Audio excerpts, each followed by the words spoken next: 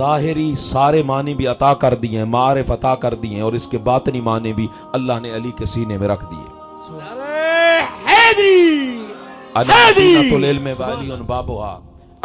ये उनका मुकाम था कि सारे जाहिर सारे बातिल का इल्म अल्लाह रब्बुल इज्जत ने अली के सीने में रख दिया था।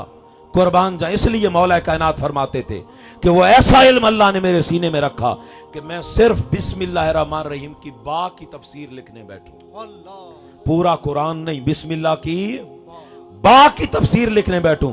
फरमाते हैं 70 ऊंटों पे कागज लादे जाएं, 70 ऊंटों के कागज खत्म हो जाएंगे, मेरे सीने में अलम नशरह लका सदरक का जो फैजान मोहम्मद मुस्तफ़ा ने अता फरमाया, अना मदीनतुल इल्म व अलीउन बाबुहा का जो फैजान ताजदार खत्म नबूवत हुजूर रहमतुल लिल आलमीन ने अता फरमाया, फरमाते हैं वो खत्म नहीं होगा, 70 ऊंटों का मटेरियल कागज खत्म हो जाएंगे। सुभान अल्लाह।